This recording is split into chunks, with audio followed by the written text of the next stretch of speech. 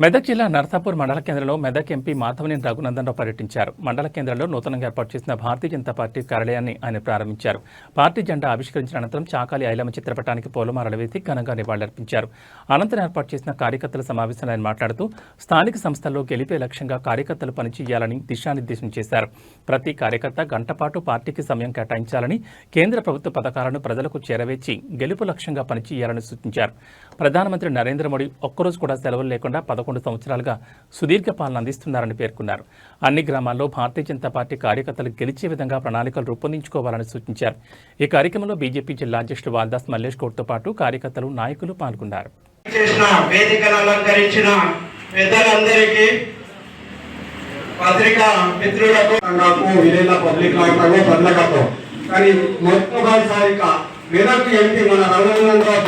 ओम याह बलिनेया फलावुतबाजात पुतपडीहि परहरपति पुतुतास्ता no मुञ्चन्तु हतः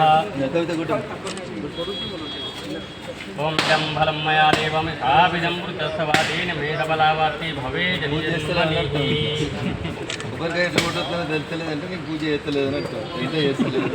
ओम जं फलं मया देवं स्थापितं वृतस्वादेन मेधबलावार्ति भवेजनिजन्मनिः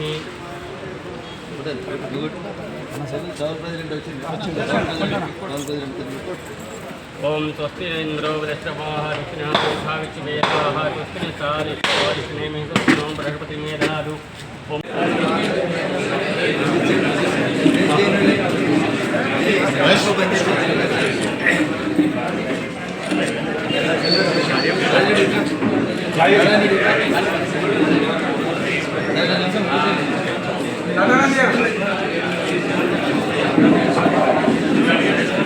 మండలంలో కూడా ఒక ఆఫీస్ ఓపెన్ చేయాల్సిందిగా జిల్లాధ్యక్షునికి చెప్తున్నాం.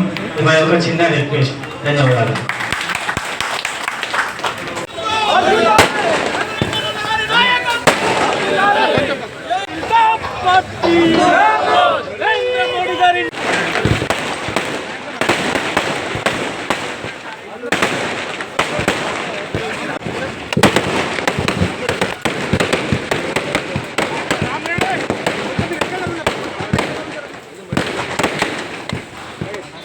అరే గట్లా ఎట్లా కొద్దిగా జరుగుతుంది, మీరు జరిగితే మేము పోతాం. పెట్టుకోమా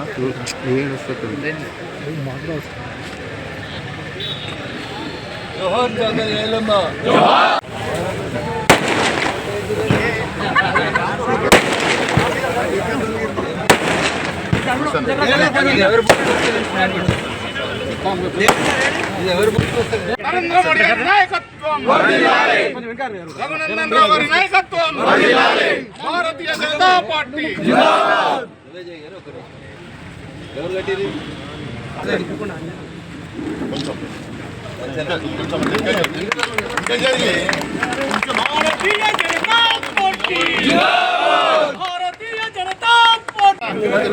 మనిషిన పట్టుకోను ఇక మనిషిన పట్టుకో పట్టుకో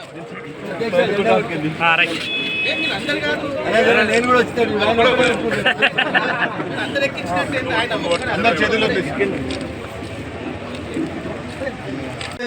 కొన కూర్చోబెట్టినని, ముందుగా విలువలేదని, శాలువ వేయలేదని, ఫ్లెక్సీ మీద బొమ్మ పెదవలేదని ఇట్లా కుర్చీలో మనం పడాల్సినటువంటి అవసరం లేదు. మనకి జాగా ఎలా ఉండాలి? మన జనం గుండెల్లో ఉండాలి, మన కార్యకర్తల గుండెల్లో ఉండాలి. అదే రేపు కష్టం వస్తే మన రగన నిలబడతాడనేటువంటి విశ్వాసాన్ని నువ్వు కార్యకర్తలు కల్పించిన రోజు బరాబరి నేనే గెలుస్తా, మా ఊళ్ళో మా సర్పంచ్ అనేటువంటి విశ్వాసం మీకు వస్తుంది. మళ్ళీ చెప్తున్నా, పైసలు ఉంటేనే గెలుస్తామని ఉంటేనే బంద్ చేయరు. అది దానికి ప్రత్యక్ష సాక్షి నేనే, మీరే చూసిరు. 2 ఏళ్ళ కింద ఓటుకు 1000 వచ్చారు. ఎన్ని మంది సీసాలు పోయినాయో మనకైతే తెలియదు, ఎన్ని గింటల మటన్ వచ్చిందో తెలియదు, ఎంతమంది నాయకుల కార్లు వచ్చినాయో నాకు కూడా తెలియదు లెక్క. కానీ రోడ్డు పైన ఈనాడు చెప్తున్నట్ట 290 కోట్లు ఖర్చు పెట్టినా అయినా గెలవకపోతే ఎంపీ గారు అనుకుంటున్నాడు పెద్ద నాయకుడు. ఎన్ని 290 కోట్లు ఖర్చు పెడితే కూడా నన్ను గెలిపించకపోయి ఏం లేదు రఘునందన్ని గెలిపించి బాధపడుతున్నాడు.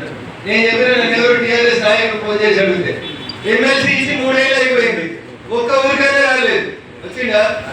ఎమ్మెల్సీకి వచ్చి 5 కోట్లు, ₹1 ఒక 10 కూడా చేసినోడు కాదు. మరి రెస్టారెంట్ గెలిపిస్తే మళ్ళీ 5 ఏళ్ళు అదే ఏసీలో పోయి 50 ఇళ్ళని వెతుకుంటూ కూర్చోవలసిన పరిస్థితి ఉంటుండే. జనం అందుకని ఆలోచించారు, అక్కడ నరేంద్ర మోడీ ఉన్నప్పుడు ఇక్కడ బీజేపీ ఎంపీ ఉంటే ఈ నియోజకవర్గం డెవలప్ అవుతుందని చెప్పి కాబట్టి నర్సాపూర్లో కూడా మనకి 50,000 దాటి ఓట్లు వచ్చింది. టెక్నికల్ గా మనం 3వ స్థానంలో ఉండొచ్చు. నేనైతే ఇన్సల్ట్ గానే ఫీల్ అవుతుంది దాన్ని. ఎవరుండాలి మనం? ఎవరుండాలి? ఎవరుండాలి? మెదక్లో వచ్చినాయి మనకు ఓట్లు. ఎన్ని వచ్చినాయి?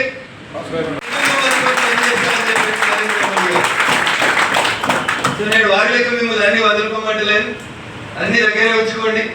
రోజుకి 24 గంటల నుండి 1 గంట పార్టీ కోసం పనిచేయండి. అంతే సార్. ఎంతసేపు దాని మీద ఊకే రోజు ప్రోగ్రాంలు ఇస్తారు, పొద్దంతా పనిచేస్తా ఉన్నాం, మస్తు కష్టమవుతుంది అంటారు. ఒకసారి మీ వయసు ఎంత, మీరు ఎక్కడున్నారు, నరేంద్ర మోడీ గారు ఏజ్ ఎంత, వారు ఎట్లా కష్టపడుతారో ఒకసారి చూడు. ఎప్పుడైనా జ్వరం వచ్చిందేనో, ఫ్లూ వచ్చిందేనో, లేకపోతే కరోనా వచ్చిందేనో ఏ ఒక్క రోజన్నా గత 11 సంవత్సరాల వారి ప్రధానమంత్రి టెన్యూర్లో ఏ ఒక్క రోజన్నా సెలవు తీసుకున్నాడు అనేది మీరు ఒకసారి ఆలోచించుకోవాలి, గుర్తు తెచ్చుకోవాలి. కనీసం ఇండియా నుంచి అమెరికా పోతే ఆ రాత్రి పగలు తేడాలు కూడా ఆయన ఫ్లైట్ లోనే అడ్జస్ట్ చేసుకుని 24/7 365 డేస్ ఈ దేశం కోసం పనిచేసేటువంటి ఒక గొప్ప నాయకుడు నరేంద్ర మోడీ గారు పనిచేస్తున్నటువంటి పార్టీలో మనందరం సభ్యులైనందుకు మనందరం కూడా గర్వపడాలి. ఆయన లాగా రోజుకి 24 గంటలు పనిచేయకుండా 1 గంట మనం పార్టీ కోసం పనిచేస్తే బరాబరి తెలంగాణలో వచ్చే ముఖ్యమంత్రి ఎవరు ఉండాలి? మీరు ఇట్లా చెప్తారు, 2018లో ఇట్లే చెప్పారు, 2023లో ఇట్లే చెప్పారు అని రిపోర్టర్లు మనసులు అనుకుంటున్నారు. వీళ్ళు వచ్చేది ఉందా, సచ్చేది ఉందా, వీళ్ళతో ఏమవుతుంది అనుకుంటున్నారు. తెలంగాణ ఉద్యమంలో కూడా గట్లే అనుకున్నారు రిపోర్టర్లు, తెలంగాణ వచ్చేదా సచ్చేదా. వచ్చిందా రాలేదా? అవరే కక్క అంటే తెలంగాణ పక్క అని వచ్చిందా? ఇప్పుడు కూడా మనం అనాలి, ఇప్పటి నుంచి ఒక్క దక్క గట్టి కొట్టాలి. ఆ దక్క ఏంటంటే నువ్వు సర్పంచ్ అనుకుంటే సర్పంచ్ గెలవాలి, ఎంపీటీసీ అనుకుంటే ఎంపీ